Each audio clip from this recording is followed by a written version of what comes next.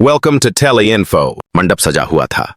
लाल गुलाबों और पीले गेंदा के फूलों की खुशबू पूरे हॉल में फैली थी। पंडित जी मंत्रोच्चार कर रहे थे और चारों ओर रिश्तेदार और मेहमान बैठे थे। हर किसी की नजर आज के दूल्हा दुल्हन शिवांश और सोनालिका पर टिकी हुई थी। सोनालिका भारी लाल लहंगे में राजकुमारी जैसी दिख रही थी।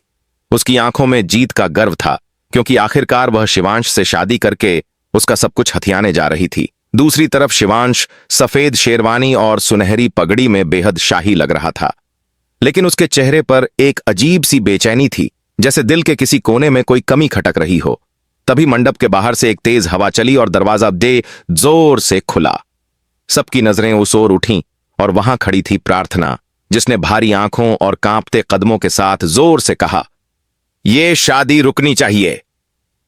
पूरा हॉल गूंज उठा। सब दंग रह गए। सोनालिका का चेहरा एक पल में पीला पड़ गया। शिवांश की धड़कनें तेज हो गईं और पंडित जी मंत्र पढ़ते पढ़ते रुक गए। रिश्तेदारों के बीच खुसर पुसर शुरू हो गई।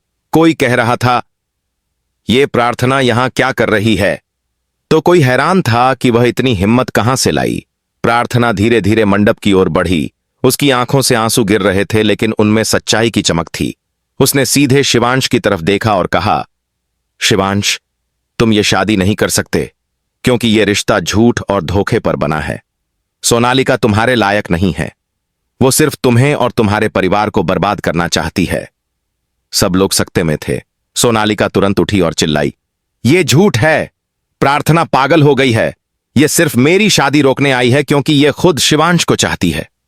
लेकिन प्रार्थना ने हिम्मत नहीं हारी। उसने सबके सामने अपना दिल खोलकर रख दिया।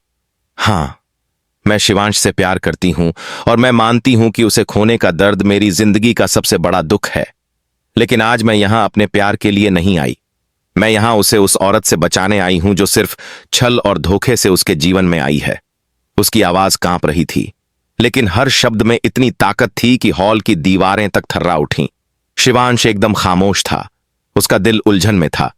एक तरफ मंडप, परंपराएं और परिवार का दबाव था, दूसरी तरफ प्रार्थना की आंखों में छुपी सच्चाई और दर्द।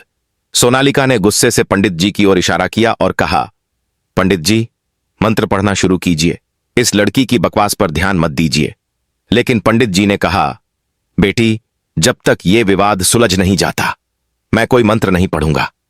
सोनालिका की आंखों में आग जल उठी। तभी प्रार्थना ने सबके सामने वो सबूत दिखाए जो उसने छुपा कर रखे थे।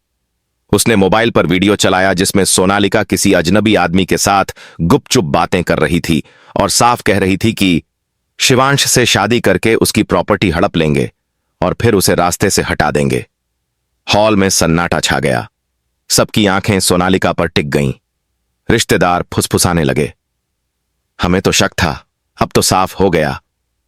शिवांश के चेहरे पर गुस्सा उमड़ पड़ा। उसने सोनालिका की ओर देखा और कहा, "क्या यह सच है?" सोनालिका के पास कोई जवाब नहीं था। उसका चेहरा उतर गया। उसने कुछ कहने की कोशिश की, लेकिन शब्द गले में अटक गए। प्रार्थना ने आगे बढ़कर कहा, "शिवांश, मैं तुमसे सिर्फ एक विनती करती हूं। इस शादी को मत होने दो। यह तुम्हें बर्बादी की ओर ले जाएगी। अगर तुम मुझसे प्यार नहीं भी करते तो कोई बात नहीं, लेकिन कम से कम खुद को और अपने परिवार को बर्बाद मत करो।" शिवांश की आंखों में आंसू भर आए। उसने अपने दिल की गहराई में झांक कर देखा और समझा कि सच वही है जो प्रार्थना कह रही है। उसने मंडप में खड़े होकर सबके सामने ऐलान कर दिया, "यह शादी यहीं खत्म होती है। मैं सोनालिका जैसी औरत से शादी नहीं कर सकता।"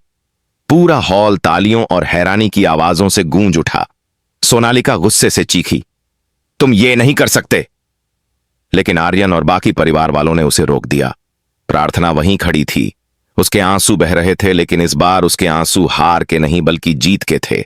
उसने अपने प्यार को खोने के डर से नहीं बल्कि सच को बचाने के लिए आवाज उठाई थी, और आज सच की जीत हुई थी। शिवांश ने प्रार्थना की ओर देखा।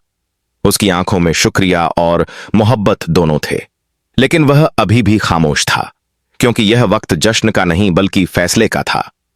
प्रार्थना ने भी उसकी ओर देखा और अपने आंसुओं के बीच मुस्कुरा दी, जैसे कह रही हो,